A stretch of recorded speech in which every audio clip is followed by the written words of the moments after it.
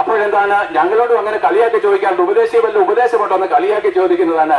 ഈ ഉപദേശിയോടും ഈ ആത്മഹത്യ ചെയ്യാൻ പോയതിനും പരിഹാസത്തോട് ചോദിച്ചു, വല്ല ഉപദേശവും തരാനുണ്ടോ? പെട്ടെന്ന് വേണം, ഒരു മിനിറ്റ് പോലും എനിക്ക് നിൽക്കാൻ സമയമില്ല. നിന്ന് കഴിഞ്ഞാലോ എനിക്ക് റൂം കിട്ടാതെ വരും, നാളത്തെ എന്റെ പ്രോഗ്രാം നഷ്ടപ്പെടുത്തി കളയേണ്ടി വരും. അതുകൊണ്ട് വേഗം പറയാൻ പറഞ്ഞു. പെട്ടെന്ന് ഒരു തീരുമാനം. എന്താണ് ഉപദേശി പറഞ്ഞത്? ഒരു കാര്യം പ്രാർത്ഥിക്കാതെ ഇവന്റെ കാര്യം എങ്ങനെയാണ് അറിയുന്നത്? എന്നാൽ ഇവന്റെ തിരക്ക് കൂട്ടിയത് വഴി അവൻ പോക്കറ്റിൽ നിന്നൊരു ഡയറിയിൽ നിന്നൊരു പേപ്പർ വലിച്ചു കയറിയിട്ട് അതിനകത്തൊരു കുറിപ്പ് എഴുതി കൊടുത്തു. അതിനകത്ത് ഇത്ര ഒരു വചനത്തിന്റെ റെഫറൻസ് മാത്രമാണ് ഫിലിപ്പിയർ 4:13. ഫിലിപ്പിയർ 4:13 ഇത് തന്റെ പോക്കറ്റിൽ ഇട്ട് കൊടുത്ത് പൊക്കോളം പറഞ്ഞു. പ്രിയപ്പെട്ടവരെ, ഇദ്ദേഹം ഇന്നവരെ ബൈബിൾ വായിച്ചിട്ടില്ല, അല്ലെ ബൈബിൾ വായിക്കാൻ ശ്രമിച്ചിട്ടില്ല. 23-ാം സങ്കീർത്തനം വായിച്ചുകൊണ്ടായിരിക്കും. അത് നമ്മുടെ കുഞ്ഞുങ്ങളെ പണ്ട് പഠിപ്പിച്ചിട്ടുണ്ട്. എടാ, സങ്കീർത്തനം വായിക്കാതെ വന്നാൽ കട്ടൻ കാപ്പി പോലും തരത്തില്ല. കട്ടൻ കാപ്പി കിട്ടാൻ വേണ്ടിയിട്ട് സങ്കീർത്തനം വായിക്കുന്ന തലമുറയായിരുന്നല്ലോ നമ്മുടേത്. ഇവനും എന്താണ്, ബൈബിൾ അതുകൊണ്ട് വായിച്ചിട്ടില്ല. ഇവൻ ഹോട്ടലിൽ പോയി റൂം ബുക്ക് ചെയ്തു. റൂമിൽ കയറി. അതൊരു ഈ യൂറോപ്പിലുള്ള എല്ലാ ഹോട്ടൽ മുറികളിലും ബൈബിൾ വെച്ചിരിക്കും. അദ്ദേഹത്തിന് അറിയാം ഇത്. അദ്ദേഹം ഇങ്ങനെ അവിടെ ഇരിക്കുമ്പോൾ ഈ ഉപദേശി കുറിച്ച് എന്ന കുറിപ്പ് എന്താണെന്ന് നോക്കി. ആ കുറിപ്പെടുത്ത് നോക്കിയപ്പോൾ ഫിലിപ്പിയർ 4:13 അദ്ദേഹം നോക്കി. ഇതൊരു ബൈബിൾ വചനമാണല്ലോ, എവിടെയാണെന്ന് അറിയത്തില്ല.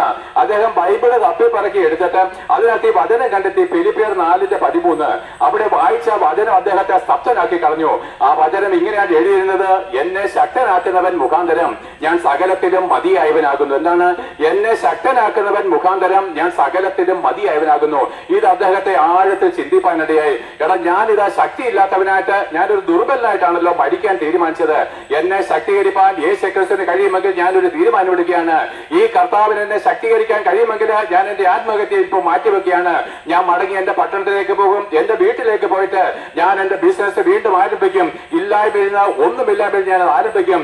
ഇവൻ എന്നെ ശക്തീകരിക്കണമെങ്കിൽ ഇവന് വേണ്ടി ഞാൻ ജീവിക്കും. പ്രിയപ്പെട്ടവരെ, അവൻ ആത്മഹത്യ മാറ്റിവെച്ച് അവന്റെ സ്വന്തം വീട്ടിലേക്ക് മടങ്ങിപ്പോയി. അവന്റെ ബിസിനസ് പതിയെ സ്നേഹിതന്മാരുടെ അല്പാൽപ്പം കടം മേടിച്ച് അവൻ ആരംഭിച്ചു. അത് പതിയെ പതിയെ വളരെ ഉന്നതമായിരിക്കുന്ന അനുഭവത്തിലേക്ക് വന്നു. കഴിഞ്ഞ കാലങ്ങളിൽ ഉണ്ടായതിനെക്കാട്ടും ഉന്നതമായിരിക്കുന്ന ബിസിനസ് സാമ്രാജ്യം അവൻ ഉണ്ടാക്കിയെടുത്തു. പ്രിയപ്പെട്ടവരെ, പണ്ട് അവൻ ജീവിച്ചതെല്ലാം അവന്റെ സുഖത്തിനും വേണ്ടിയിട്ടായിരുന്നു. എന്നാൽ ഇന്ന് ഇവനൊരു തീരുമാനമെടുത്തു: ഇനി ഞാൻ ജീവിക്കുന്നത് യേശുക്രിസ്തുവിന് വേണ്ടിയിട്ടാണ്. ഇനി ഞാൻ എന്റെ എല്ലാ പ്രവർത്തനങ്ങളും യേശുക്രിസ്തുവിന് വേണ്ടി സമർപ്പിച്ചിരിക്കുന്നു. എന്റെ ബിസിനസ് യേശുക്രിസ്തുവിന് വേണ്ടിയിട്ടാണ്. എന്റെ കുടുംബജീവിതം യേശുക്രിസ്തുവിന് വേണ്ടിയിട്ടാണ്. എന്റെ അവസാന ശ്വാസം വരെ യേശുക്രിസ്തുവിന് വേണ്ടിയിട്ടാണെന്ന് പാപത്തെ വിട്ടൊഴിഞ്ഞ് മാനസാന്തരപ്പെട്ട ഇവനോടുകൂടെ ദൈവകൃപയായിരുന്നു.